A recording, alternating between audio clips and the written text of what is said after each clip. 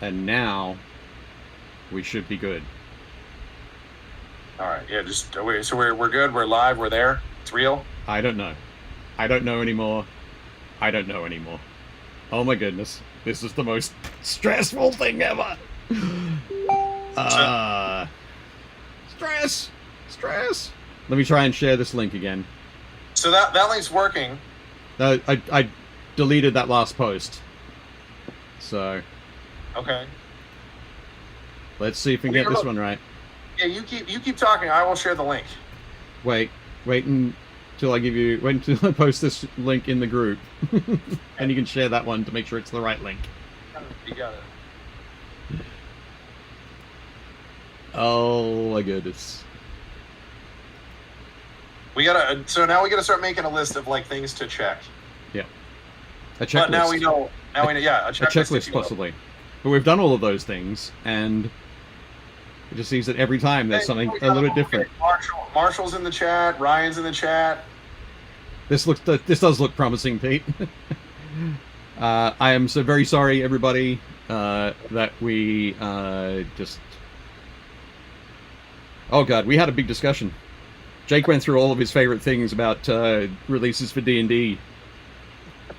But it was all, unfortunately, running on my channel. On Dave's channel. Rather than Build, Paint, Play. Because rather than telling you making it obvious which channel you're on, there's a tiny little circle in the corner of the screen. And, yeah. That's all good. I mean, Jeff was on your stream, so... Yep.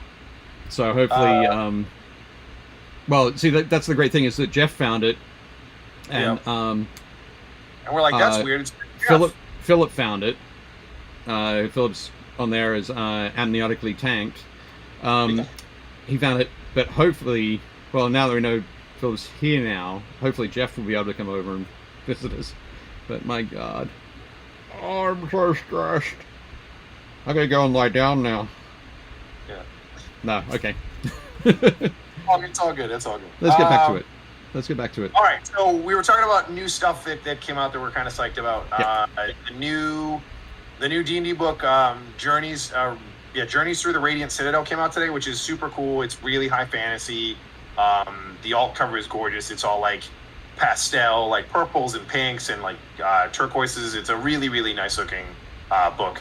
And the content is super cool. It lets you do a lot more like high fantasy creatures, and like the Citadel itself is like this big kind of like magic wonderland. It just seems really nice. And then to treat myself, because that was coming out, I was excited. I bought the new Beetle and Grimm class specific Druid dice. Okay. And they're cool. So every single case is like machined and has like a raised image of like, this is the Druid, obviously, and there's like every class, and they added Artificer. Okay. And then wait. With the Artificer tin, do you have to make your own? I don't think so. You probably could. That'd be awesome. The dice are super cool. They're like blues and greens, and they're all like mashups. So like they're really cool looking. The green ones are nice, and they're all like 3 colors. So and every set is a little bit different. So like a wizard set, I think, has like more D4s, and the thief set has like more, or rogue, sorry, has more D6s. They're really, really a well done set, a well designed set. The dice are acrylic. They feel like they've got some heft to them. Like I was telling Dave on the other stream we were doing 10 minutes ago. My only positive feedback for this company would be that for a product that's this nice, there are 0 pictures anywhere on the packaging of what the dice look like. Yeah. Which seems kind of like a missed opportunity, because most people want to buy dice because they look cool, and they do look really nice, but you should be able to see them. So like at my shop, we keep the Beetle and Grimm like homepage open on our tablet at the register, so we can like let people like kind of flip through and see them all. But other than that, I mean, they're a super nice product. I really do like these dice, and I will probably buy more sets because they're awesome. We always need more dice, right? You can never have too many dice. I believe that is Chessex's slogan, but I think it applies kind of generally. I have a bag of Adepticon dice. Ooh, with the little toothed skull, the cog skull. Yep. Are those from last year? Well, this year, yeah, 2022. Nice. So yeah, definitely cool. Adepticon is probably my favorite show. Yeah. Oh, it's definitely mine. But speaking of shows, this Thursday, I head up to Lancaster, Pennsylvania, Okay. for Historicon. Okay. So 4 days of the largest historical gaming show in the US. Nice. And I'll be covering that for Wargames Illustrated. So, Okay. taking loads of photos, putting together a coverage article, that kind of thing. Going to do some interviews for them as well. Interview the folks from Firelock about their different games. Blood Plunder is them? Blood and Plunder. Mainly I want to talk to them about Blood and Valor, which is their World War One minis game. So I'm going to do like a focus on that, and then a look at their like a variety of their other stuff, and folks like the Miniature Building Authority and a few other US-based gaming companies, because the Wargames Illustrated is primarily read in the UK and EU. So not here on our continent with this bunch of savages. Pardon? Less so on this continent with this bunch of savages. Well, no, it's still widely read here, but the bulk of the readership is in the UK. So give them a little bit of something new, something extra. So that'll be fun. But yeah, so I will get to go to a convention this summer. Hooray! Just not Gen Con. Nice. Yeah, because I have, what, in like 2 weeks? 2 weeks. Yep. 2 weeks. I go. 2 weeks. I'll be at Gen Con. I'll take tons of photos and stuff. We'll get some cool stuff for the stream here, and I'll try to get some good images. And that'd be great. Rick will be there too, so Rick can help me get a lot of that stuff. You'll have to get John Russell and some of the guys from Warlord to do like a commercial. You got to get John Matthews to do a promo for us. We'll see what we can do.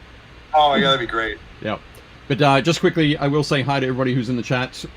So we've got Marshall, Ryan C, Pete, Phil, Ryan. See Cliff creeping around. Jeff Smith, Josh Potter. Ahoy, Josh. Jeff, and Cliff Headers said, bunch of freaking illiterates. Yeah. I don't know if he's talking about the English or talking about us. I think he's talking about us, like the North American Wargames Illustrated crowd. Oh, okay. Oh, so the wargaming crowd Yeah. in North America. That's kind of a weird sort of thing to say as a North American, Cliff. To be fair, we're probably throwing Cliff under the bus pretty hard, so. And hey Scott, Josh is Historicon bound, so that'll be cool. You will be able to spot me, Josh. I'll be the one carrying, the one that looks like this, but also carrying a camera around on a tripod for most of the weekend. But yes, Scott picked up on it. He said, "What's the deal?" Dave drops a Total Recall reference and nothing from Jake. No response. Jake doesn't listen to the words that I use. No, I'm really tired.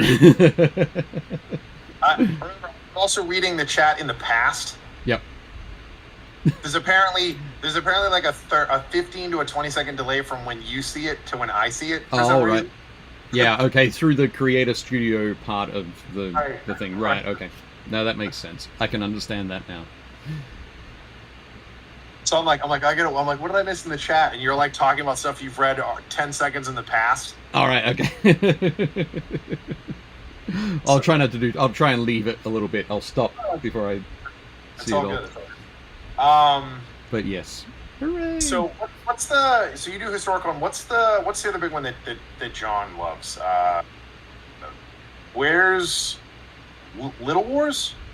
Little Wars is in Illinois. Okay. It's usually a couple of weeks after Adepticon. Okay. So it's earlier in the year. There is Cold Wars. Okay. Which is in March, usually in Lancaster as well. That for the longest time that was the last convention on Earth, because that happened right before all the shutdowns for COVID in 2020. Okay. So Cold War's 2020, and then there were no conventions for like a year.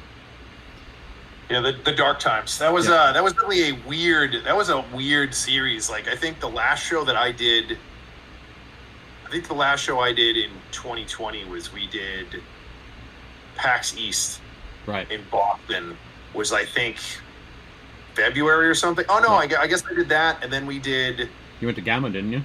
Yeah, we did that, and then we did Gamma. Yeah. Gamma's a weird one though, because it's not like open to the public. It's the trade one. Yeah. Yeah, the trade show. So like, but yeah, so we did PAX and then Gamma, and then basically everything shut down.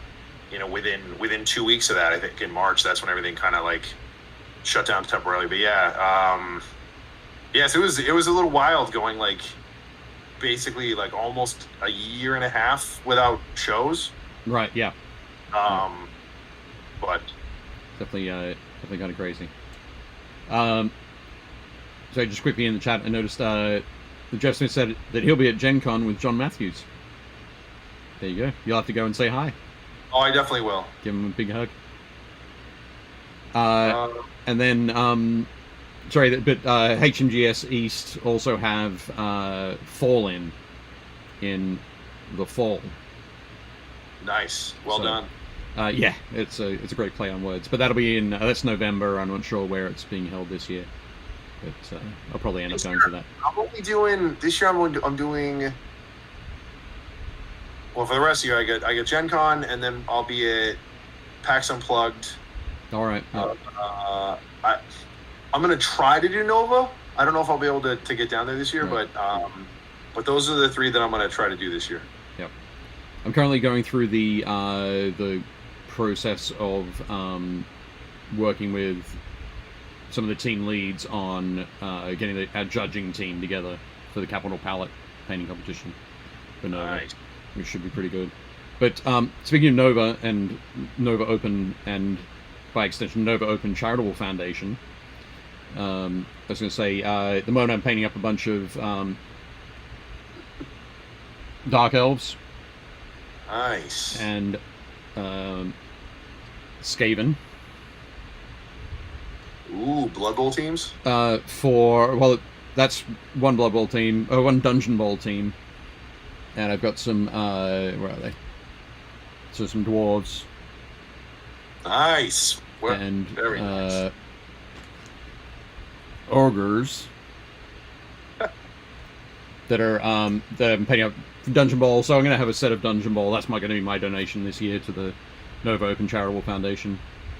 Nice. And I was thinking that in August, probably the third week of August, we could get our first guest on. Invite Dan Osborne, who is painting up a Warlord Titan. Yeah, I saw the way he did his like non-metallic, that chrome finish. Yep. Oh, they're metallics. Those, sorry. Yeah, he used that laminate stuff and then spread it. They look dynamite. They look super cool.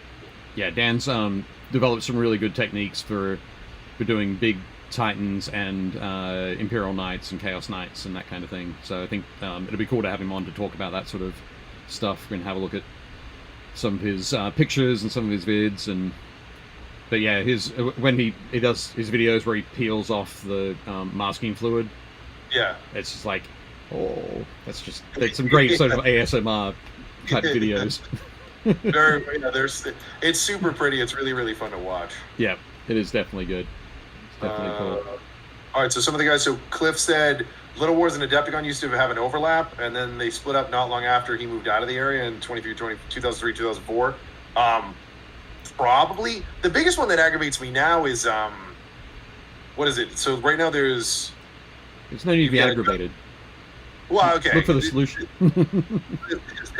There's Adepticon, GaryCon, and then there's another one that kind of like drifts back and forth. Like it's either the week before, the week of, or the week after. Is it WonderCon? Something like that? Yeah, WonderCon. Like, yeah.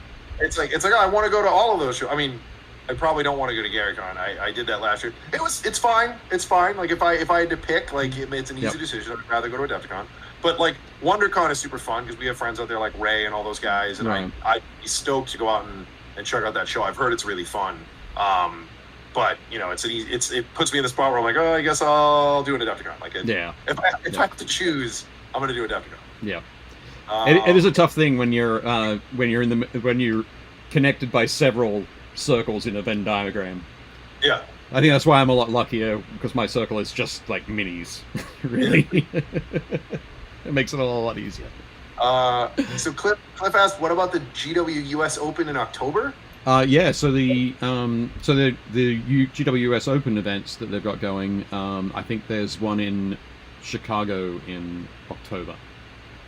Okay. I'm guessing, I think it's like the 11th and 12th, something like that.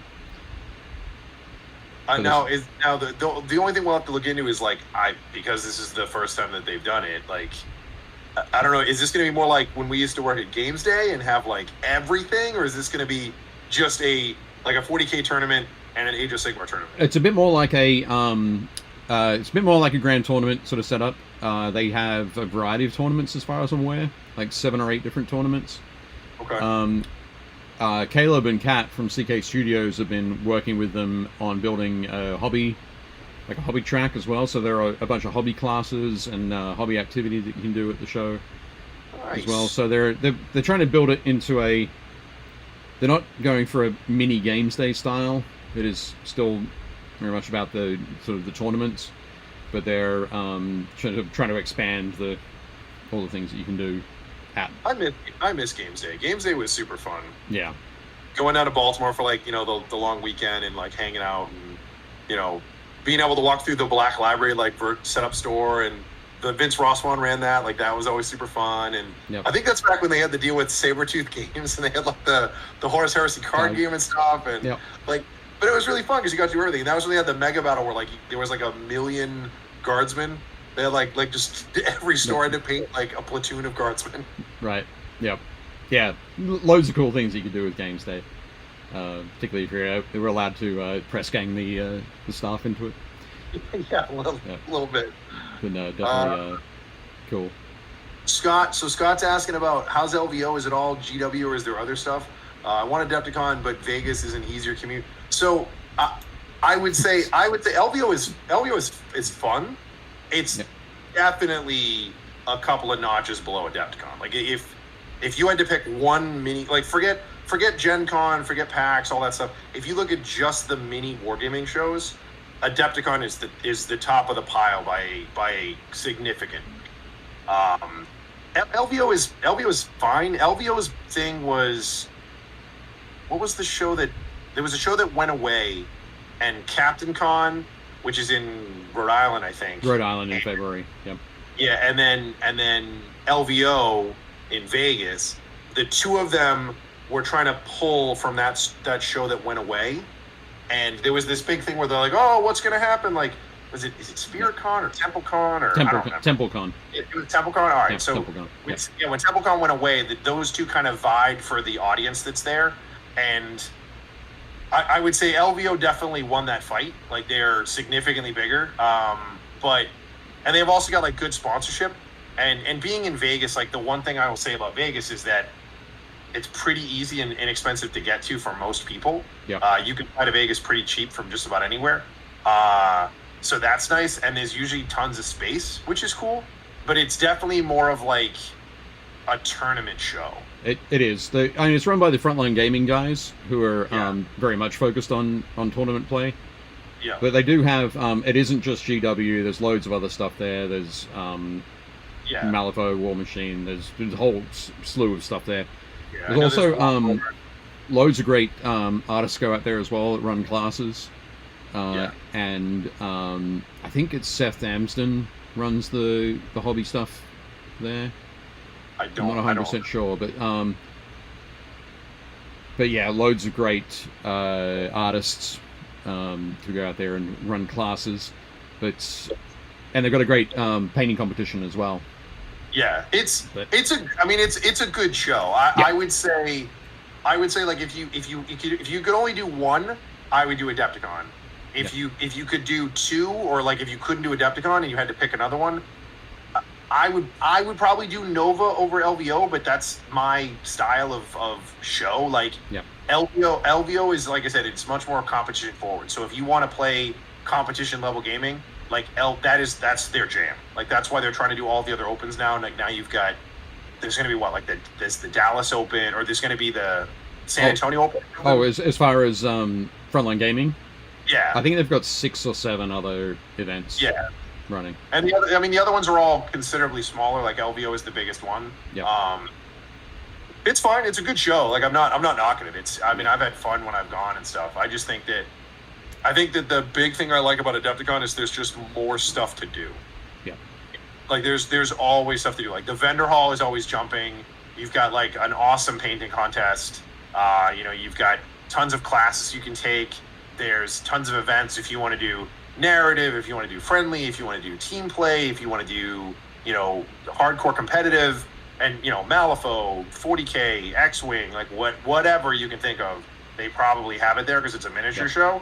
And I don't think any other show really comes close. I think that I think Nova probably comes the closest. It's just a smaller version of it. Yeah. It's much more just downsized. Yep.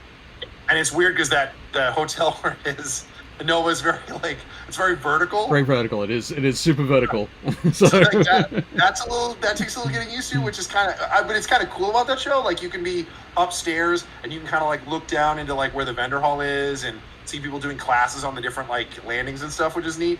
But LVO is definitely a fun show. It's definitely good to go to. Yeah. No, it's good. It's definitely good. Cool. Just to catch up on a few things. What do we got?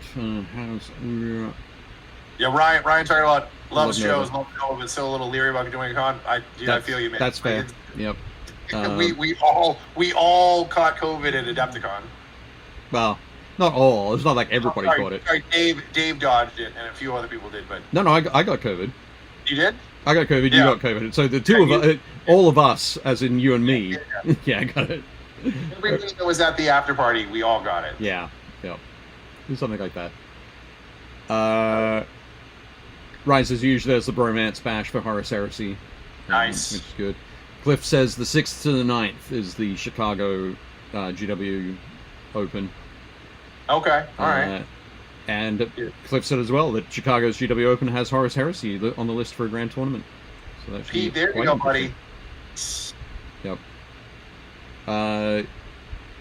Scott says, I'd like to enter a painting comp just to see if I get embarrassed or not. I want to do Adepticon, but I need to stay in the hotel. Rooms are always gone in a blink.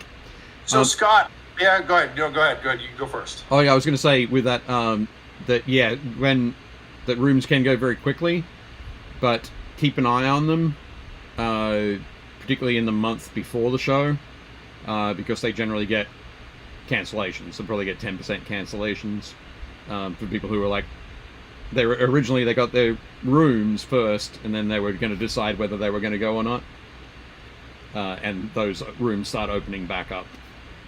There's another thing too is there's another hotel that's literally like an 8-minute walk door to door, and it's the DoubleTree. It might be the Hilton. It's like the Hilton Express or something. It's a nice hotel. I stayed there with the Modifius team, and it's awesome. Because I'm the same way. Staying in the Schaumburg is the best. You're like, I'm going to go upstairs to my room and drop off my stuff. I'm going to go back downstairs. I'm going to go have a beer. I'm going to go back to the vendor hall. It's super convenient. But I will say that if you stay in that hotel that's across the street, if you look it on Google, you can find it. It's literally right across the street, and not across the highway. I mean, across the parking lot. You can walk there in 8 minutes, and I did that last time, and it was great. Yeah. So there are ways to do it. Yeah. One of the things I was going to say there as well is a friend of mine, Joe, stays at one of the other hotels, and they have a happy hour. Yes, that's the one. That's the one? Okay, yep. That's the one. It's so good. Yeah, he's always like, oh, time to go back for happy hour. So he goes off to the hotel for happy hour, and then he comes back to Adepticon. Yeah. Dude, it's awesome. I was like, oh, do you get a drink? And they're like, no, it's happy hour from 5 to 6. You can just drink for free. And I was like, that sounds awesome. Yeah. So that one, Greg and I walked back to the hotel and had a bunch of drinks, and then he's like, I'm gonna go to bed, and I was like, I'm gonna go back to the vendor hall. So Yep. Definitely I can't remember what hotel that is. I'll find out. I'll message Greg and ask him what the hotel is. Yep. But what was I going to say? Cliff says Adepticon is more, to me is more like a family reunion than an actual convention. I have the same feeling. That comes from almost 2 decades of going.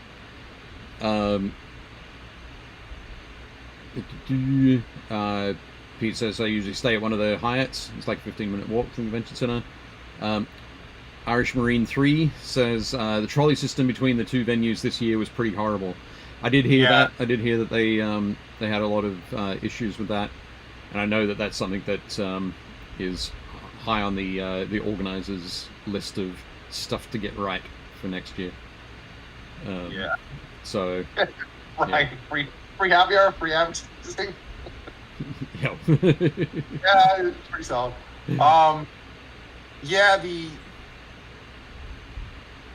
The trolley system wasn't great. We were talking to Sylvia, and she was saying that she had to do the interviews. Sylvia is the lady in the dress, for those of you who don't know. She handles all like the marketing, the advertising stuff for Adepticon, and she's an absolute sweetheart. She's a delight. And she was going over to I forget where it was, but wherever the other building was, the other hotel. Historical gaming, yeah. Yeah, it was all the historical stuff. But I don't know what hotel that was at. I don't. Yeah, I'm not sure either. But so she was saying that they had a thing set up so it was like every 45 minutes or every hour there was a shuttle bus you could take. But so she got there, was doing her interviews, and then was like, okay, I did my first interview, did my second interview, and she was talking to the guys. She's like, if I don't wrap this interview up in the next 15 minutes, I won't be able to get back for another 45 minutes. And the guys were really nice. They're like, oh, we'll give you a lift back. And she was like, it was super inconvenient. And then for anybody who was playing, they basically missed the vendor hall. Yeah. Because you had to be there in the morning for your first round of tournament. So you had, let's say a round, and then you broke for lunch, and then you had a second round. By the time your second round was done, if you took the trolley over, the vendor hall was closed. Yeah. So a bunch of those guys were really upset that they missed the vendor hall those days. And I was like, yeah. I think it's definitely something they want to increase that frequency, for sure. But so it's something they're working on. But I didn't think we were going to be talking about this much about events. Yeah. Super cool. I mean, it's great that we've got folks in the chat who are prompting us and getting us there. But I think I might just move us on to some of the other fun stuff. Sure. Yeah, let's look at these Praetors. Let's just check them out. I know Pete's really excited about the Blunninger one that's judging everyone quietly. Well, first up, I was going to do the quick video of me making stuff. Should we do that first? And then we can jump into conversions? Yeah, that's fine. Okay, let's do cool. that. So let me get this. Pete said he thinks it's the Hyatt Regency. I think he's right. That sounds right. It was a nice hotel. Yeah. Okay, so we're going to try this. I'm going to try the transition. And there we go. Okay, so this is a Rhino that I put a bunch of the first Oaths of Moment, Book of Lorgar kind of stuff, because I'm doing a Word Bearer's Army for those who haven't watched the previous episodes, but doing a Word Bearer's Army for the Horus Heresy now. That's just me, sort of how I go through and mix up my putty. I have my sculpting tool there, and one of the things you might be able to see is that the head of that is very thin. I've actually taken it and filed it down so that it has that a sharp edge across that top sort of semicircle. Nice. And so I can use that for cutting. And here, this is me, once the putty was fully mixed, tearing it up into appropriate size chunks. So one side I had chunks that I could turn into large pages, like I'm working on there. Pushing it around with that wet sculpting tool. I pretty much do everything with that end of the sculpting tool whenever I'm sculpting. Just grabbing a little bit of extra water out of the container there. For those of you watching at home, once we're done, we'll have Dave do this again with no sound, so it's just an ASMR video. You hear the gentle squishing of the green stuff. I don't think I actually recorded any audio on that, but yeah. So we got that going there, and then on the other side, you can see I've rolled up some small, sort of thin sausages to make more of the streamer kind of purity seal kind of look to it. Pete wanted to know: is the putty wet? I'm assuming it's just the tool is wet, but Yeah, the tool's wet, and sometimes that might leave a bit of a sheen, like a surface sheen of moisture over the top if I'm going to be pushing it around. But this is a fairly easy one to do because it's about pushing the it's about working it against a flat surface. So it's got that hard surface underneath it. Pushing the putty around on top of it's pretty straightforward. But yeah, I always keep the edge of the tool wet there, and you can see here that my camera work still isn't great. Everything's up towards the top there, but yeah, this is just again using that flat edge, the burnishing part of the tool, to flatten out those little sausages of green stuff. Wow, this is really bad. Maybe I can move that around a little bit. Where is... Oh, so there is audio. Okay. Hang on a sec.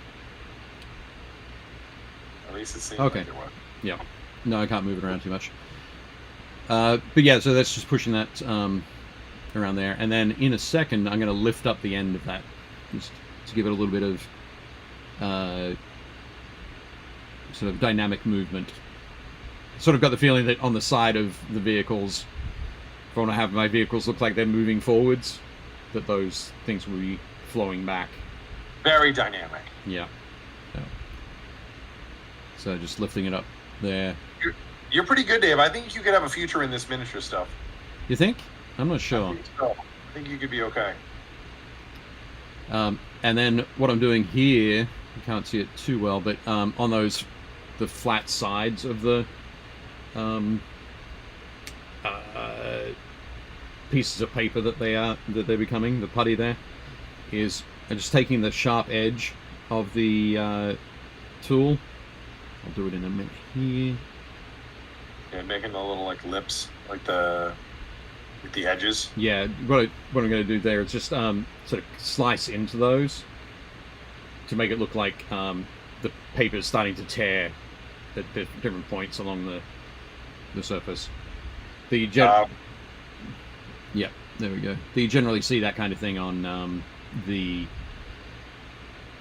real life purity seals that GW does on their minis. We've got those little tears on the side, give them a little bit of extra texture. So Ryan and Pete are talking about how Ryan wants to know if we wait between doing the different sides, because he says, I know if I did this, I'd have to go fix everything on the other side every time I turned it. And Pete says he would immediately accidentally put a thumbprint on every one of these pages as he turned it and worked on each additional side. Yeah. So yes, you let them dry, or not too much. Actually, what I'll admit with this one, I went through and actually did them all at the same time. So yeah, I do the large pieces first, and I sort of picked 3 spots around the tank to do those. One on the front, one on the back side, and one on the front side. And then, while those were still wet and prime candidates for sticking my goofy fingers into them, then I started on the smaller pieces, and it meant that when I came back around to those, I could layer some of those smaller sausages over the top. But yeah, it was living on the edge, really. I like to live dangerously when I'm doing my putty work. It's nice. If you're not living on the edge, you're taking up too much space. That's what I always say. So Pete's translation is get good. So I would say as long as you're not just gonna like slather your vehicle in purity seals, I think you'd be okay. Just kind of remember, whenever I work on stuff, even if I'm painting or whatever, or if I'm doing conversion work, I always try to hold it like a specific way that's consistent. So if it's like a sandwich, like for a rhino, as long as you keep my fingers like this, I can just spin it. Like, you're not gonna put anything on the bottom. Yeah. And I'm probably not gonna put anything on the top. So as long as you just kind of, spin it like that and keep your hands on the top of the tank, you should be fine. Yeah. Or if you've got multiple vehicles, do the front left corner of the Praetors, do the front left corner of the Rhino, and then kind of do them one at a time. Yeah, it is pretty much what I did. I held it by the tried to hold it by the tops of the tracks, where the tracks would go, but it didn't always work out. I had to come back and pick some up. Pardon? That's such a nice kit. It is good.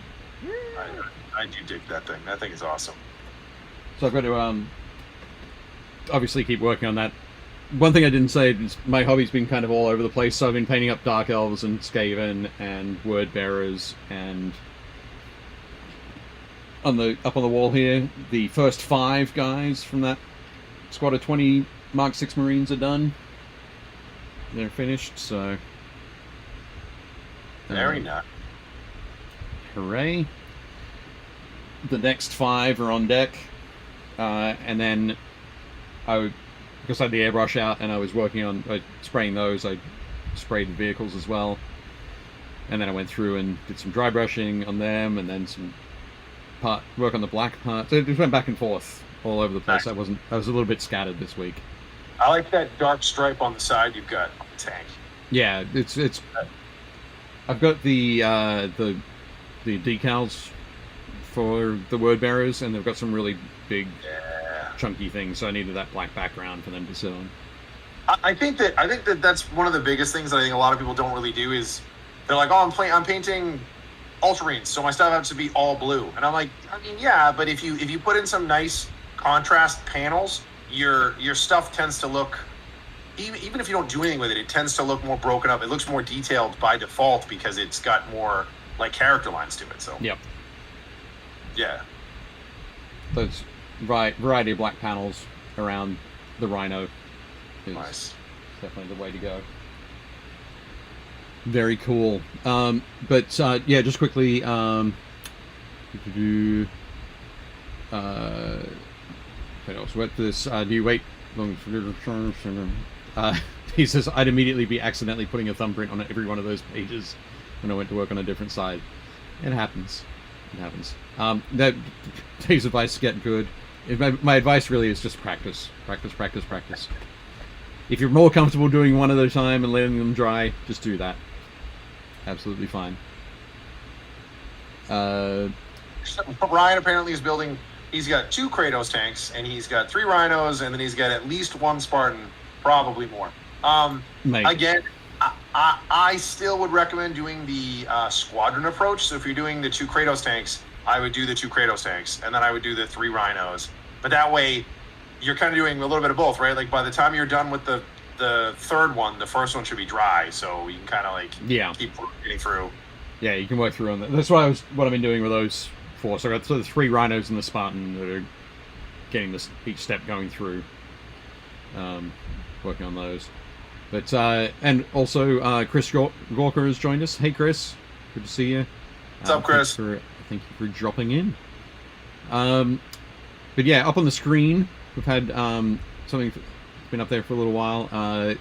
Basically, yeah, when we asked you to send us photos of your Praetors or post them on the Facebook group, we got a great response. So I thought we'd run through and look at all of these today. This first one is from a friend, Andrew Gray, who has been working for quite a few years, 5, 6, maybe 7 years, on a force that he calls the Alfistas. So each of the his models is basically he paints sections of them first, like in Alpha Legion colors, then puts on some chipping fluid or that kind of thing in certain spots, and then paints them like Imperial Fists. So if you take a look at that shoulder pad, that Imperial Fist shoulder pad there, the damage on there, you can see the Alpha Legion Hydra underneath. Dude, so I'm not gonna lie, I love this idea. Like I saw a similar army. He wants to present a Mechanicus blast pistol. It might be. I'm not sure. It might be, I don't know. I can't see the end of it because of the text, but I think it is. There's a kid in our store who wanted to paint an Alpha Legion army, but he kind of in the same idea. He also really likes, forget what it is, what Loyalist army, but he's like, I don't know how I want to paint him. And I was like, well, you could do both. And he's like, what do you mean? And I gave him an idea. I was like, you should paint all of the guys so like the front of the model look like whatever chapter. So as they're marching towards your enemy, they're whatever you want them to be like. And then on the back, you can have them all kind of transitioning into the Alpha Legion. So he'll know that they're Alpha Legion. Yep. But yeah, this is a bunch of cool stuff. I love this idea. That's great. Yep. Andrew actually entered his Spartan, his Alphyssus Spartan into Golden Demon this year, and got a commended entry. So Nice. yeah, definitely quite cool. Super cool idea. I love it. Big fan of that idea. What do we got next? Next up, we have two Alpha Legion minis. So first up, we have one that you sent to me, Jake, which is from Edwin Lupe Moriarty. I think this was shown on Goonhammer. Yeah, I think so. So yeah, it's an Alpha Legion Siegebreaker, I think. Mm-hmm. So he's got them all there, but in his right hand he's got a it looks like it's a like underslung heavy bolter. Yeah, I think that's from the. Is that from the heavy weapons sprue? That might be from the heavy weapons upgrade sprue. Might be. But yeah, and like the cool thing about these two guys side by side is that those are both of the Praetors that come in the box. So the guy on the right is the Imperial Fist one. He basically did looks like an arm swap. That pistol slayer looks like a revolver. Yeah. And then that's a great belly plate with the Hydra on it. Yeah. Yep. I love that. I love that deep metallic turquoise is like one of my favorite colors. I think it's awesome. Yeah. And then the guy on the left is the chonky boy with his like belt slung like pistol bolter or whatever that's supposed to be, and then like all the little medallions. I think it's still just like a charger, like a Volkite charger. Okay. I think might be. But yeah, I mean, this one's, as I said, the chunky boy on the left there without the cape. Yeah, it makes a huge difference. That model is so bulky, and then once you see it without that cape on, you're like, oh, it's a totally different model. Like again, like you were saying, it looks like a Terminator armor. Yeah. Yep. With the cape on, it looks like Terminator armor, but yeah, without the cape, it looks great. And I love that that head that he's put in there, that Chaos Marine head. It looks super cool. But yeah, Chris, I was asking Chris as well about his on the right. That the symbol on the belly plate there is 3D printed.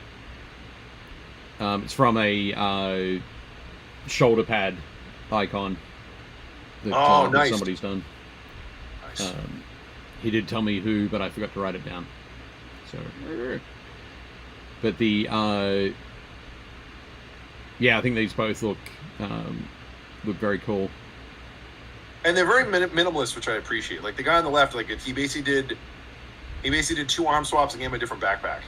Yeah. And it looks like a completely different model. And then the guy on the right, he has one of the more basic sergeant heads, the belly plate, and a different left arm, and it looks like a completely different model. Like yeah, it's definitely cool. And he's removed the banner pole. Oh yeah, it's not a Vexilla because he's not a Vexilla, but it's the standard. Yeah, but I think it looks definitely looks very cool. Less is more a lot with a lot of conversions. Right. Yeah. So here are the next ones. The first one, these are Blood Angels. So the first one is the one by Jack Hunter that you sent me. So that's the conversion. Yeah. I think it's just awesome. Again, this one was shown on Goonhammer. So yeah, just that cool gold armor, the use of the Sanguinary Guard pieces. Yeah. It's got that wrist-mounted Inferno pistol, I think, there. Yes, so the whole left arm is from the Sanguinary Guard sprue. Yep. And so is the head. But everything else, I think, is and that's what's his name? That's Zephon's backpack. Okay. That's Dominion Zephon's backpack. Zephon. But otherwise, like the right arm, the chest, the rest of the model is the Praetor out of the box. Right. Yep. But yeah, he looks great, and I also like that he took the time to do the subtle stuff, like down around the feet. He has like the shape, like the dust. And then he took the time to draw like the Blood Drinkers like chapter badge. Okay, yeah, I didn't see that. I super cool. didn't do a great job of arranging that particular picture, but yeah. Also in there we've got Philip's piece, and Philip's on here is amniotically tanked. Nice. So one thing that you can do as well is after the show, head on over to amniotically tanked the channel, and Philip's done a video on how he converted that piece. So that left arm has a Volkite Serpenta, which is a tough gun to find. I can't remember which Forge World model has it, but there aren't a lot of them floating around. Even though like everybody can have one, you just can't find them easily. I think at some point they were like, really, we've got a Serpenta and a Charger and a Caliver, and now they've got all the Volkite. But pardon? There's too many Volkite weapons. No, there's not enough. There needs to be more. But I love this one though. I think it looks great, and the Blood Angels Mark IV helmet. Yep. Looks really cool on there, and just the pose as well. Just that sword out to the side, like, hey, over here. I like his green stuff abs. Yeah. Yep. Yeah. In the video, Phil shows how he did that as well, which is for sure. Which is pretty cool. Yeah, that looks awesome. Like as a diehard Blood Angel player myself, I fully support both of those models. Yeah. We knew you were. We knew you were going to. It's definitely cool. I love the ideas. Next up, we have a Death Guard Praetor. It's one of the chunky boys from Scott. So we'll be able to check this one out. So we got to get that feel for how solid that model is with that cape on. Yeah. And the cloak, I guess, or yeah. Let's go with cloak. He just looks so big. Like it's ridiculous. Like the two Praetors, for all intents and purposes, are wearing the same armor. Yeah. And even though they both have capes, this guy just looks way bigger. He does. I'm not sure exactly what it is, but yeah. But I do love work that Scott's done on this one. The axes. The axe looks fantastic, and I got to say, it wasn't until I saw this version of it, Scott's version of it, that I finally twigged, like, oh yeah, that's right, the power axe is an unwieldy weapon in the rules, and it's like, oh yeah, that weapon that this guy's carrying, that power axe that this guy's carrying, is unwieldy for sure. Yeah. It just looks super beefy. Yeah, it looks great. He just used the alternate head, and like even Scott said, Scott's like, well, pretty much what I did was I knocked the skull banner pole thingy off the backpack with my thumb, super on purpose too. Excellent. He looks great. I mean, he's got, obviously that's an aftermarket base, or he's got him on like little planks or something. Oh yeah, that's from Dragonforge design. So Jeff, that's one of his trench bases. Okay. That's one thing I was going to say as well is my this week my Dragonforge order arrived. So these are all the bases I'll be putting my guys on. Nice. So they're the which ones are they? They're the Necros 13 ones. So they have a lot of flagstones, grating, and skulls. So they're like city bases. Yeah, kind of. So urban bases, I should say. Yeah, they're definitely not natural or organic kind of bases, but yeah. So I'll be sprinkling basically once I glue. No, before I do that, I'll be sprinkling some sand on certain areas to give it a bit more of a dusty kind of feel to match the other bases that I've painted already. But yeah, I'm pretty excited about working on these. And one of the things I'm going to do, instead of painting the skulls standard bone sort of color, all the skulls are going to be like a dark grey, so it looks like the flesh has been burnt off them. Nice. So very dark. Very word bearer. Yeah. Burning skull kind of feel. But anyway, back to Scott's model. I really love this, and one of my favorite things about it actually is the like the brass work that he's done on the trim of the shoulder pads. That's all non-metallic metal. So I'm a big fan of the actual Death Guard hand-painted shoulder badge. All right. Yep. That's pretty dope. Yeah. No, Scott's done an excellent job here, and yeah, I think you should definitely be taking this guy along to the LVO to enter in the painting competition when you go next year in January, Scott. Yeah, no, he looks good. He's got some kid came in today to the shop and he was asking about how to paint Death Guard, and I was like, do you want to paint them the traditional off-white with green, or do you want to paint them as plague greens and have them green? And he was like, I want to do them white. And I was like, the trick to it is there needs to be just a little tint of green to the white. Right. And he was like, oh, how do you do that? And I was like, I was trying to give him a bunch of different ways to do it, but like Scott has kind of nailed that, because it still has like that creamy white look to it, but there's a hint of green. It's more noticeable like on the backpack and in certain spots, but like that's what a Death Guard Marine should look like. That's great. Scott did an awesome job. Yeah, definitely cool. So next up, we're going to move on to some Imperial Fists. So the first one is, actually both of these you sent me from Goonhammer. You found them on Goonhammer. So Scott is retracting. Scott is saying that those are not hand-painted shoulder pads. That is a decal. Nice. Okay, cool. Now we know. All good. But I would seriously say, though, Scott, based on that non-metallic metal and the trim, that they could totally have been... That could totally have been a freehand thing.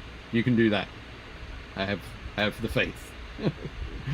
But yeah, here we go. So Jack Hunter's Imperial Fists. Jack did the Blood Angel in the gold armor that we saw earlier. So this one here is this Imperial Fist Siegebreaker. I'm guessing again with that underslung heavy bolter there. Yeah, that's the same weapon as the Alpha Legion guy. Same weapon sort of setup, but that's also the Chonky Boy.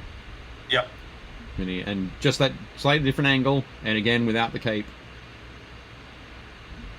brings him back. But it's got that very solid pyramidal kind of structure to him, which is pretty crazy. And the guy on the right as well is also the Chonky Boy version. But I love the use of the Blade Guard head. Yeah. In there. I'm wondering if this guy gets run as a champion. I have a feeling it might be a console champion. Yeah, maybe, because he's got like the dueling helmet, and then on the back he's got, on his banner pole, he's got the Templar cross, so it's probably one of Sigismund's boys. It's a great kit. I can't really make out what's in his right hand. Yeah, I'm not 100% sure either, but I have a feeling it might be a Serpenta, Volkite Serpenta. Okay. But everything that you normally see with it, like the cabling underneath it, is hidden by the model. Yeah. So, dude, again, he is so broad you can't see his backpack. Yeah. It is amazing, isn't it? Ridiculous. Well, here he's got some, I guess does he usually have those Mark III shoulder pads? Yeah. Might do, but yeah. But no, I think, these look super cool as well. Ryan's saying that that's probably an Archaeotech pistol from the Templar Brethren kit. Could be. Yep. Could be right. They're both really good looking models. They are. It's next up we've got an Iron Warrior and a Son of Horus. So I'm gonna hit transition there, and they're very cool. The first one, the Iron Warrior there, is from my buddy Dave Powles, who posted it this that guy is not from either of the Praetors from the box set. Yeah, This is one that's that Dave converted ages ago. It's a obviously Mark III armor there, but yeah, it's got a. I like that the horsehair crest doesn't have like the full semicircle. It's cropped a lot higher. Yep. Kind of thing, but so I'm not sure if that's one that Dave has converted from another, like a completely different model, one that might have been a is that trans? No, that's transverse. Yeah, that's transverse. I can't remember what that direction is called when it comes to horsehair crests on the top of your helmet, but it's longitudinal versus transverse. Longitudinal. There we go. Yeah. So. Yeah, I love the look of that, and I think Dave's been playing painting Iron Warriors for years now, and I know that he's going to be knocking out some more models for his from his Age of Darkness box. But he just wanted to show us this one. I think it looks really cool. And Phil again, so amniotically tanked there. The Sons of Horus. Let's get that Serpentor again. Yep. So this is based on Phil. What's the model that this is based on? Because I think that's Mark II armor. Mark II armor, yeah. But I think it's so it must be a I think it's a character model, or possibly a command squad model, like or a command from the model. Mark II command set. Is that what it's from? Yeah, that's what he's saying. Yeah. Oh, okay. There we go. Mark II command set. Sweet. So we're at the point now where the chat is coming up the same time for both of us, so which is good. What was that? Just about. It looks like it is. Yes, it does. One that came with the commander and the standard bearer. So yeah. Okay. But yeah, again the Volkite Serpentor there looks very cool. I do love this. I do like. Personally, my favorite. There is a particular shade of green that I really love for Sons of Horus. I can't. The GW one is a little that they've been showing for this second edition Horus Heresy is a little bit lighter than it, and this is just a little bit darker. But I do love this this color as well. I think Phil's done a great job. Great job there. I was tempted to do Sons of Horus just because of the color. Yeah. I love that paint scheme. Yeah. But Horus is a dirty heretic, so I'm not going to paint Sons of Horus. That's ridiculous. Oh, that's a shame. Maybe you do. Oh, actually, no. I guess they switched to Sons of Horus after he's been. They switched to Sons of Horus after Davin, right? Yeah. Okay. So you don't even have like a window of like a couple of weeks where they switched and then he was corrupted. I mean, you could do like a very narrow loyalist. Yeah, I was green. I was talking to a kid in the store, and we was talking about like making up different things, and for me, I like a lot of the narrative stuff, and yeah. I'm like, you could definitely do a loyalist Luna Wolves force. You cannot do a loyalist Sons of Horus force. Yes. Well, you could.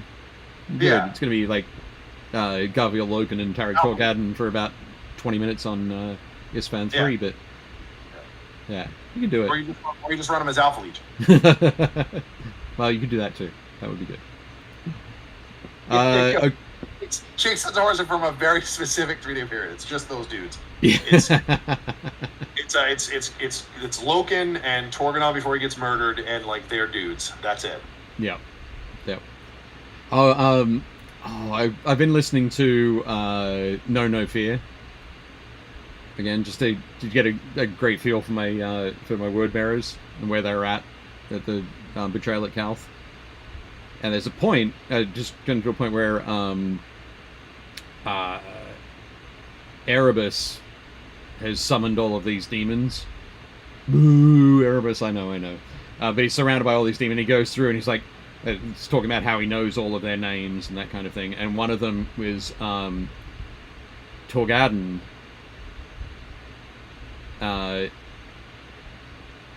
Oh, right, But right. Yep. it's basically well, the name you say I can't remember what the new name is, but it's a corruption of Torgadon, and like whatever the new name is, formerly Tarek, and it's like, oh god, that's terrible.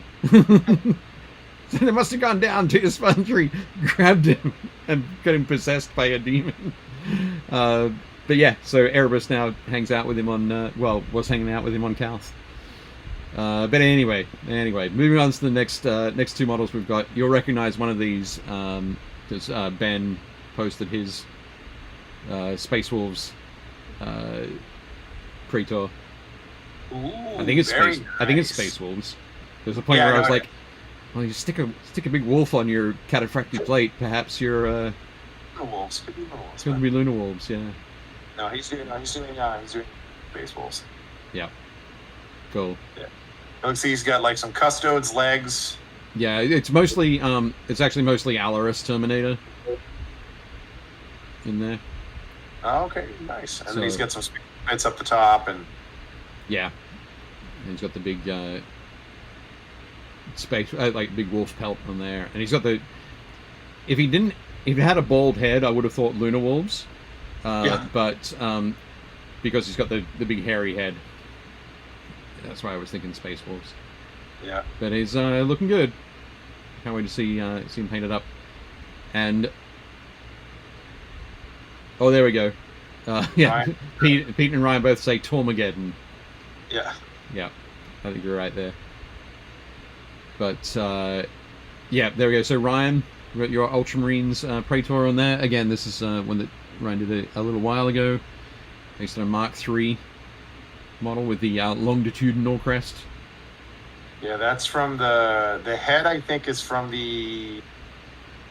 I think it's from the old command squad, and Possibly. then that's the. Oh no, that's from the Ultramarines upgrade sprue. Right. Okay. But yeah, he does look very cool. So that gladius sword, got the pointing finger, the quartered Nova Marine precursor. Yeah, that's like Praetors Orpheus, I think. Yeah. Praetor's Orpheus. I think Praetors Orpheus are they're, at that point. I think they're a chapter, but yeah, they're. Well, that's he's going to be the chapter master, right? I mean, who Yeah. knows if he survives? Yeah, probably. Yeah. But yeah, looking good. Looking good there. Nice work, Ryan. Very nice. I know that Ryan's working on some Imperial Fists at the moment. Oh, Pretty it sure. is Nova Marines. Okay. Yep. There's so many blue and white cross section Marines. Huh? What There's so many blue and white what were you saying? cross. I was. Praetors of Orpheus. Oh, sorry. I thought you were saying that the guy's name was Praetor's Orpheus. I thought it was a piece of. No, I thought it was a piece of lore you were digging into, no. and had it serving me up on a plate. Here you go, Dave. His name is Zorpheus. He's a Praetor. He's Praetor Zorpheus. Praetors Orpheus. I'm gonna play my hearing on that one. Nice. I like that. That's But good. anyway, now moving along to Pete's contributions. Pete, Lucretius Corvo. Nice. Ryan is saying is his name. But yep, there we go. We've got Peter's World Eaters. Nice. dudes. So Dude, the old Ogre Kingdom's banner. That's awesome. yeah, it does look great, doesn't it? It's That is super cool. that- But I'm going to guess, Pete, that one on the left with the Legion standard is an older piece, and then obviously the two on the right are from the newer parts of the kit, newer kits from the Age of Darkness box set. But Yeah. I got to say, I'm a huge fan of the guy with the flail. He's got a couple of chonky boys. Yeah, yep. Oh no, the guy. What's the guy on the left? Yeah, so the guy on the left and the guy in the middle are the two Praetors from the box, I think. And then the guy on the far right is he must have got a duplicate from somebody. So it's two chonky boys. He definitely did a leg reposition for him. Okay. Yeah, Right those on. are great looking. Yeah. Yeah, I Yeah. didn't pick that up. My bad. Yeah. Oh, it's good. Dude, they look awesome. They do look cool. But again, the flail guy is where it's at. Totally. He got 2 boxes. Nice. Nice. Good work. That is. I like the flail that you made out of the double-handed axe. That's great. Yeah. Yep. It's just perfect. This is gonna crush everything. Yeah. I'm doing so one of my 2. It's not gonna be a Praetor, but one of my guys out of the box is gonna be a World Eaters champion. And I'm gonna do him as a Imperial Warhound. Okay. And he's gonna have a jump pack, Yep. and that'll be the only fast attack in my entire army. It's him and a squad of rampagers. That's it. Right. Like they're there to counter punch if anybody charges my Iron Warriors. Nice. Oh, that's cool. Oh my god. Ryan just said, "Who didn't get 2 boxes?" And he said he's still considering a 3rd, which is fair. Yeah. I mean, like, it's certainly worth it. Yeah, price wise, I mean it's insane. I think we priced it out. It's like $750 for the stuff. Something like that. It's nuts. It is ridiculous. Absolutely nuts. But yeah, looking awesome. Yeah, nice work there.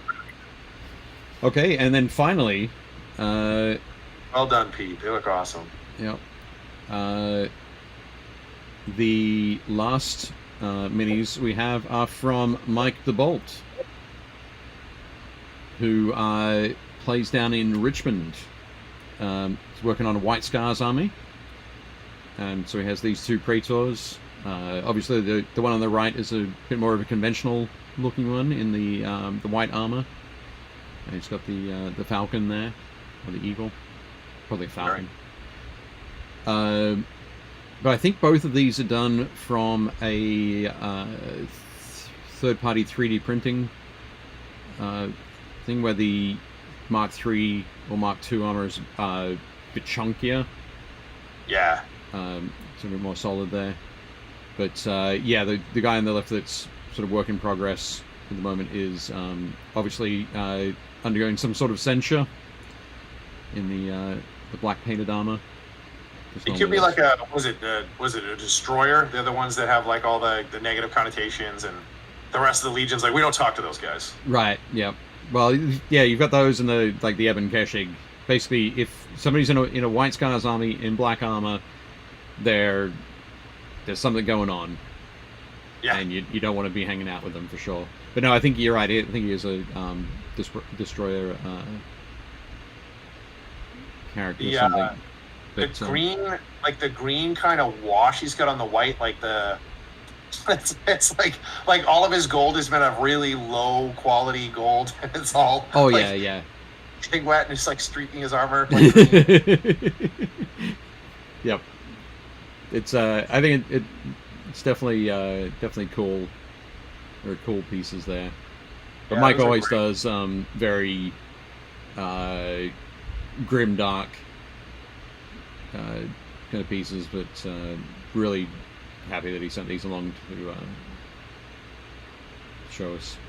They look great. I mean, so and guys, if anybody has anything next week, send more stuff. Like I'm happy to look at cool minis. So yeah, definitely. Poor Cliff. Cliff apparently doesn't have even a single box. That's okay. It's one of those things as well. We're going to talk about it a lot because we're super passionate about it right now. But not everybody has to be passionate about the same thing at the same time. It's all 100%. Okay. 100%. All okay. So understand that FOMO is a marketing tool. Yeah. And you don't have to feel it if you don't want to, which is just fine. All good. Any other that we got? I was going to say, Cliff says he bought that gold at the cheap market on Holy Terror. Yeah. Indeed. Apparently. He did. But Tim Crawlin's here. Seriously, you all make me want to add to my salamanders. Gonna blame this on you guys when I get in trouble with the wife. Go ahead. Let me know how that works out. Don't get in trouble with the wife, Tim. No need to do that. But he says it's goldish. Yes, it is. But yeah. So yeah, that's been super cool looking at everybody's Praetors. I'm going to take us back to our ugly mugs. There we go. And as you will have seen from that thing, the Praetor that is below me there is from Philip, who is amniotically tanked in the chat. You can go and check out his YouTube channel to see how he put that together.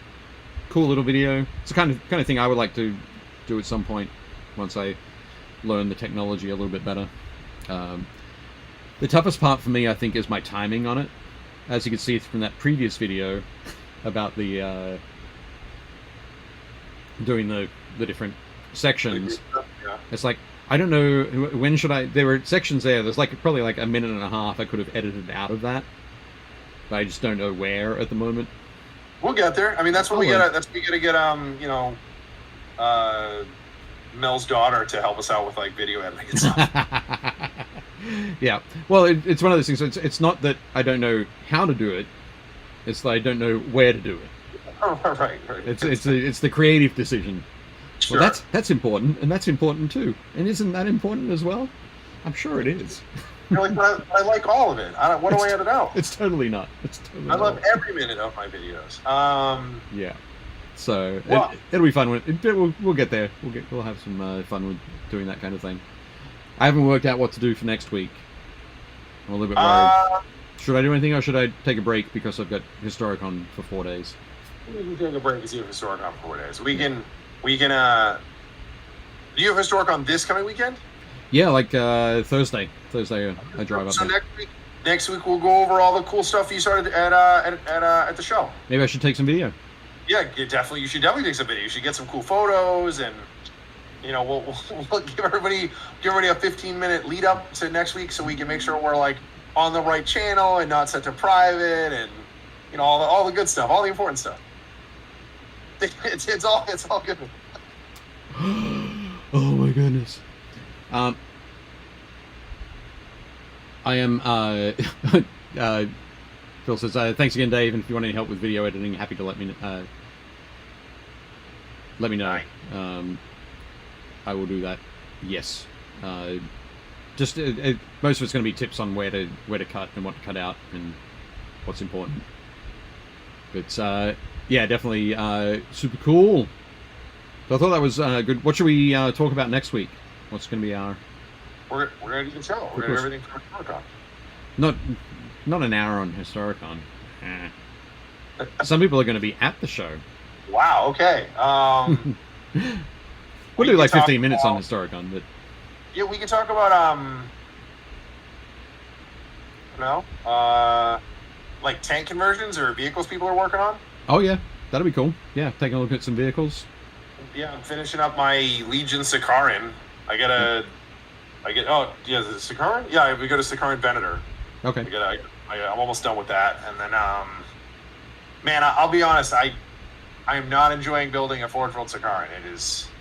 I do not like resin. I've become spoiled by all of the GW plastics. The wonderful plastic. Yeah. Yeah, plastic is my favorite. There's a reason why I love plastic. But it's a super nice kit. And there's a ton of really... So Pete says an hour on why Erebus is terrible. That's way more than an hour. That's like a week-long show. Right. Without commercials. Awesome. But yeah, and Marshall talked about ash waste vehicles. Yeah, whatever kind of vehicles people want. Yep. There's so many. Speaking of the one I'm super excited for, and we can talk about this next week too, is that new the Sagitar. Oh yeah, that looks great, doesn't it?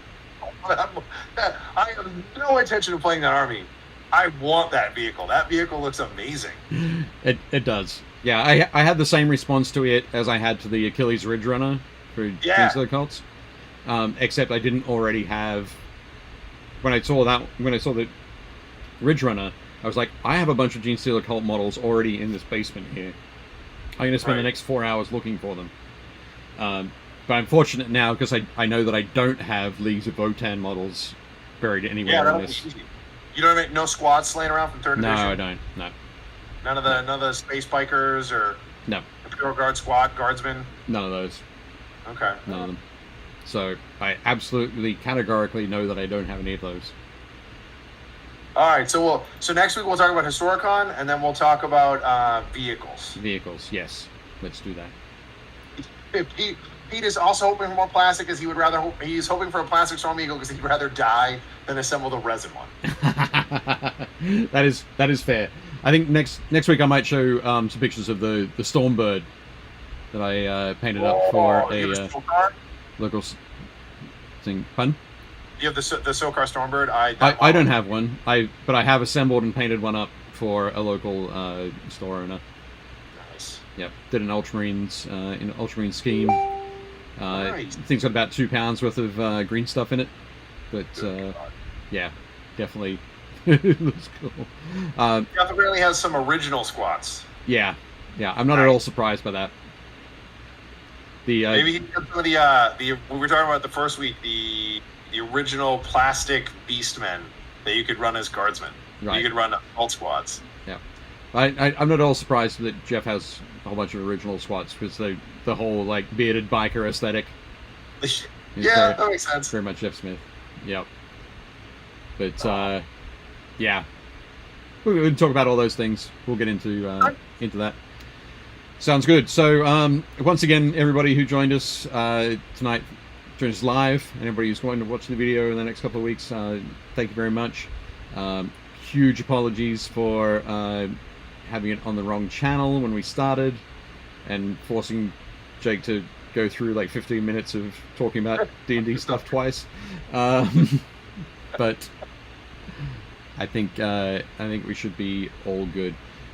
One last thing that I will throw out to the chat and see what people's response to it are is, I like breacher squads for Horus Heresy. However, because I'm not doing a boarding, like a space-based word bearers army, but I've been listening to No Fear. There's a lot of sections where the Ultramarines are always talking about, okay, we need to use the Imperial Army weapons against the knife brotherhoods that the word bearers are sending against us first, and we save our bolter rounds for when the Space Marines step into view, like when the word bearers themselves are within range. So it happens like 3 or 4 times during that book. It specifically mentions that. So what I'm thinking is doing up a squad of like 10 breaches, but it's all word bearers with like Volkite charges, push like with their hand on the back of a cultist with a knife, and they're sort of pushing them forward. Okay. And like pushing them into battle, ready with the pistol to like to fire around them, very much shield like. Okay, I like that. I think there's a lot of stuff that you can do with it narratively. I don't know that you could necessarily do that, but you could count them as a breacher squad. Well, no, I'd just do that, and all that would go on a 32mm base. Like those 2 guys it would just be like as a regular thing. I wouldn't have them on separate bases or anything like that. It wouldn't be that. But I was gonna give my Praetor a breacher shield because I'm doing an Iron Warrior, and I was like, oh, that'll make sense. And I was gonna have some of his like dendrites like holding the shield, and Ben was like, yeah, you don't need it. And I was like, what? And we were talking about the mechanics of the game, and it's like, well, Praetor already gets like an invul save, and you only get the breacher shield save in close combat, so like he doesn't really need it. And I was like, oh yeah, okay, I guess. So he's like, you could definitely give him one. He's like, but I don't think it's necessarily going to do anything for the guy. I was like, it's not necessary. Excellent. So cool. Pete says, oh God, using the cultists as a shield. I love it. Yeah. Ryan says, that is dirty. I love it. Phil says, it seems wrong. Yes, it does. It does seem wrong. And then he later says, perfect for word bearers, which is ultimately wrong. Yeah. So yeah. And Ryan says, just bring another 20 cultists for replacement shields. There you go. And when I asked one of my friends about it, actually, Andrew Gray, who's Alpha Fist, as we saw earlier, he said that like the cultists would die after the first shot. And it's like, yeah, sure, but they don't have to be alive to be continuing to offer protection. True. They can still absorb rounds. Yep, they can still absorb rounds. These guys, yeah, but after a couple of rounds, they're going to get a little bit mushy. It's like, Yeah, no, this is pretty true. gross. And Especially bolt rounds. And that's the point where I would fail that 5-up invulnerable save, right? Yeah. Yeah. I don't know. So I'm going to do a couple of, I think I'll do a couple of proof of concept models and see if I'm crazy or not. Just gonna put like a blade of cultists all over all your vehicles. It'll be like standoff armor on a tank. Could be that. I could do that as well. Yeah. Gross. But I don't know. Maybe something on one of those new Leviathans. But Scott is all about Total Recall. Yep. Get you out. Absolutely. But yeah, so we'll see how that goes. I don't think I'll get one cobbled together by next week, but those new cultists do look pretty sweet. Oh yeah. I gotta work out whether I'm gonna do it with those or do it with the like the Trader Guardsmen from Blackstone Fortress. Oh yeah, those are really nice or that too. squad, or the kill team ones. Kind of mix and match. They're super nice. So yeah, that'd be good. All right. Well, I would say, guys, thank you so much for joining us. We will do this again next week, and as often as people let us. So we will see you next Tuesday. Indeed, we will see you next Tuesday.